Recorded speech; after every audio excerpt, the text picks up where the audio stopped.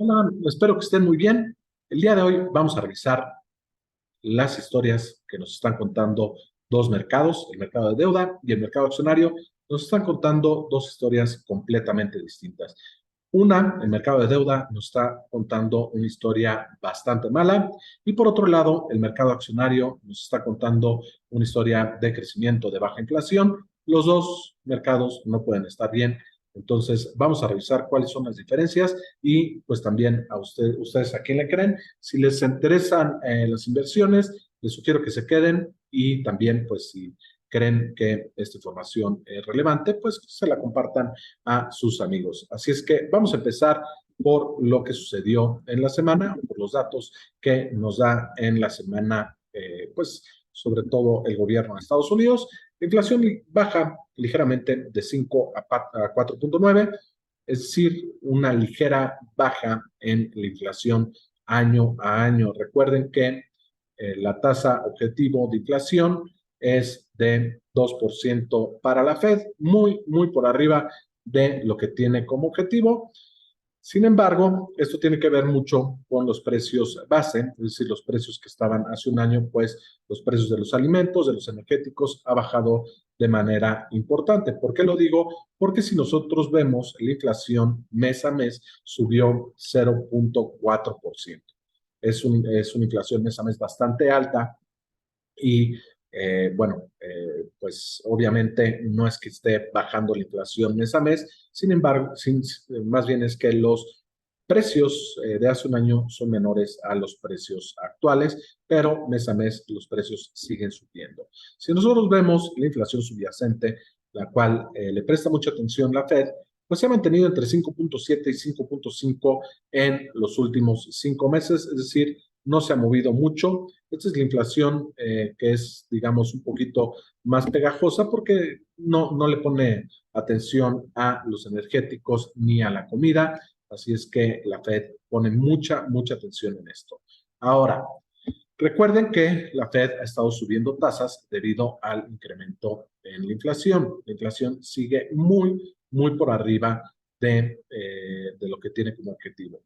La única manera o la única razón por la cual la Fed debería de bajar tasas sería si la inflación empieza a mostrar pues ya una desaceleración pues cercana al 2%, seguimos muy lejos, o de plano algo bastante grave suceda. Algo bastante grave, me refiero a una recesión, a una crisis pues financiera, a la crisis bancaria, un squeeze, un credit crunch, es decir, tendría que suceder o que la inflación bajara al 2% o que algo realmente malo sucediera en la economía de Estados Unidos. Bueno, vamos a revisar cómo está la curva de las tasas. No le hagan caso ni al nodo de un mes ni al nodo de 3 meses. Aquí lo que estamos viendo es la curva de tipos o las tasas de interés dependiendo del plazo. Si nosotros vemos, y ahorita les voy a decir por qué no le hagamos caso ni al de un mes ni al de 2 meses, porque también es otro tema bastante relevante, que es el techo de la deuda en Estados Unidos. Entonces, esto trae algunas, disrupciones en las tasas de interés. Bueno, veamos a partir de 3 meses, la tasa está en 5.25, ya para la tasa de un año está en 4.75, si nos vamos para 2 años, pues la tasa está alrededor de 4%, es decir, si yo invierto a 3 meses, me están pagando más. ¿Cuánto más? Más o menos 1.20% más de lo que me paga si invierto en el corto plazo. ¿Qué quiere decir eso? Que el mercado espera que haya recortes de tasas por parte de la Fed. ¿De qué tamaño los recortes? Pues bueno, recortes bastante importantes. Se espera más o menos por ahí de septiembre, las probabilidades son 80% de que, según el mercado, de que en septiembre empiece a recortar. Al final, el mercado está asumiendo que va a haber un recorte de 50 puntos base de aquí a, pues a finales del mes, a finales de 2023. Y para que esto suceda, tendría que suceder algo realmente malo. ¿Por qué? Porque la inflación sigue bastante alta. Eso, por el lado de la deuda, nos está diciendo que puede venir una recesión, puede venir pues que se acelere el tema de la crisis bancaria, que haya un squeeze o un credit crunch, es decir, que el crédito se disminuya de manera tan importante que tengan que bajar tasas. Si nosotros vemos por el otro lado, vamos a ver un poquito la evaluación de las acciones, sobre todo el Standard Poor's. Aquí estamos viendo la evaluación que es el Price to Earnings Growth Ratio. Ok, si nosotros vemos este tipo de evaluación, se encuentra en niveles históricamente altos, bastante altos. ¿Y por qué utilizo esto? Porque en los últimos 2 meses, este tipo de evaluación, en los últimos 2 meses, 2 trimestres, hemos visto contracción en las utilidades del Standard Poor's. Algo un poquito más conocido y más utilizado sería el Forward Price Earnings, es decir, las utilidades, el precio entre utilidades está alrededor de 18, también históricamente alto. Entonces, nos está pintando una historia donde los rendimientos, la economía, pues debería de estar sólida, el consumo y, bueno, pues las utilidades también. Entonces, si nosotros comparamos estos dos escenarios, son completamente opuestos. Vamos a revisar también otros datos. Miren nada más, vamos a ver lo que está sucediendo con el techo de la deuda. Esto cada vez se vuelve más relevante porque nos estamos acercando a, pues a la fecha en la que la tesorería de Estados Unidos se quedará sin dinero. Vamos a revisar. A la tesorería de Estados Unidos le quedan 88 billones de dólares. Eso es lo que tienen. 88 billones de dólares. ¿Es mucho o es poco? Bueno, hace una semana tenían 110 billones. Estamos hablando de que hay una contracción de un poquito, bueno, el gasto del gobierno en Estados Unidos está aproximadamente en 22 billones de dólares a la semana. Entonces, pues más o menos la Fed y Janet Yellen, la tesorera de Estados Unidos, dice que para junio 1 se van a quedar sin dinero a menos que aumenten el techo de la deuda. Hemos visto y estamos escuchando las negociaciones entre los demócratas y los republicanos. Bueno, ¿qué tanta probabilidad le están dando a que tengan un problema? Si nosotros vemos los rendimientos de la tasa de 3 meses contra la tasa de un mes, pues bueno, la tasa de 3 meses nos está pagando 1.72% más de lo que nos está pagando la tasa de un mes. Recuerden, les estaba enseñando esta curva y por eso les decía, estos dos nodos no les hagan caso. ¿Por qué? Porque en este nodo nadie quiere invertir porque es más o menos donde se asume que digamos, pudiera quedarse sin dinero la tesorería. Entonces, bueno, pues esa es la diferencia. La tasa de un mes contra la de 3 meses actualmente está, paga muchísimo más, 1.72. Son disrupciones en las tasas de interés debido a que nadie quiere invertir justo cuando, pues, la Fed se quede sin dinero. Entonces, eso por un lado. ¿Cuál es la probabilidad que le están asignando a a que Estados Unidos defaultee o no pague sus obligaciones? Es de 2%, es bastante baja, pero el problema sería gravísimo, muy grave. Creo que nunca, no tenemos referencia para decir qué tan grave puede ser esto.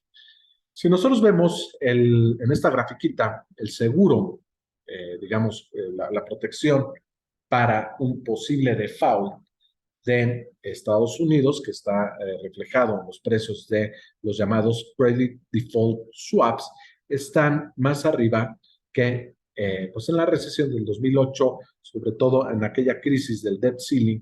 En 2011 están pagando bastante más, es decir, le están asignando más probabilidades. Es muy poco probable que vaya a haber un default, pero si multiplicamos la probabilidad por el desastre económico y financiero, pues bueno, eso ahorita no lo estamos viendo priceado en ningún lado en los mercados, más que en el mercado de deuda. ¿Por qué? Porque estamos viendo que el Credit Default Swap está bastante alto y estamos viendo el diferencial de tasas entre la de 3 y la de un mes, porque se supone que la Fed, la tesorería se queda sin dinero en un mes, entonces tienen que negociar, bueno, no en un mes, estamos hablando de prácticamente 15 días. ¿Qué es lo que ha pasado normalmente, o en la última vez que sucedió algo similar fue en 2011? ¿Qué pasó en el 2011 con los mercados accionarios? Pues bueno, a medida que se acercaba el techo de la deuda, tuvieron ciertos problemas, pues podemos ver algunas cosas. Primero, ¿cuánto cayó el mercado por el nerviosismo de esta situación que vimos en 2011? Pues estamos hablando aproximadamente de 17%. La volatilidad llegó a estar alrededor de 46%. Actualmente, si nos vamos a los últimos días, pues bueno, esto está completamente, digamos, no estamos viendo absolutamente nada similar. Es más, la volatilidad está alrededor de 7 y los mercados, pues no se han movido, han estado más o menos, pues en forma paralela y la volatilidad está bastante baja. Entonces, comparando lo que sucedió con en el 2000, en el 2011 contra lo que está sucediendo ahorita, pues nada que ver. Sin embargo, las probabilidades que le están asignando actualmente a un default en Estados Unidos son mayores. Ahora, ¿qué es lo que sucedería si la Fed se queda sin dinero? Inmediatamente no es que dejen de pagar su deuda, pero empezarían a dejar de pagarle a los empleados de Estados Unidos, la parte de Social Security y bueno, pues prácticamente todo el gobierno empezarían a recortar los pagos, la parte de los seguros social, la parte de el Medicare, pues bueno, eso sería lo primero que se vería afectado y posteriormente la deuda. Entonces, bueno, no es que el 1 de junio Estados Unidos no vaya a pagar, probablemente tome un poquito más de tiempo, pero claramente se vería reflejado en la economía por los retrasos en los pagos. Ahora, vamos a hablar sobre las expectativas de inflación, porque es muy, muy importante. Salieron las expectativas de inflación el día viernes. Como vemos, siguen bastante, bastante altas. Están entre 4.6 el mes pasado, 4.5 este mes, es decir, por el lado de las expectativas de los consumidores, no están viendo que la inflación baje. Y esto es bastante peligroso porque una vez que la inflación se nos mete a la mente, se vuelve algo autopredictivo. Es decir, si yo tengo una tienda donde vendo pan y espero que vaya a haber inflación, ¿qué es lo que voy a hacer? Pues voy a incrementar el precio del pan independientemente si me han incrementado a mí los insumos como pudiera ser la harina o la mantequilla. Entonces, estamos viendo que esto cada vez está pues más pegajoso, no baja y eso también lo toma en consideración la Fed. Es decir, si hay alguna razón por la cual la Fed bajara tasas, tendría que ser algo realmente malo en, ya sea en la economía o en los mercados financieros. Es decir, algo grave pudiera suceder. Difícil creer que bajen las tasas, tendría que pasar algo bastante, bastante malo y también difícil pensar que todo está bien y que no va a pasar absolutamente nada, sobre todo viendo el tema de la inflación, los últimos bancos que han cerrado. Entonces, son dos mercados que nos cuentan dos historias completamente distintas. Yo, pues, creo que ninguno de los mercados está completamente bien. Debe de haber un equilibrio.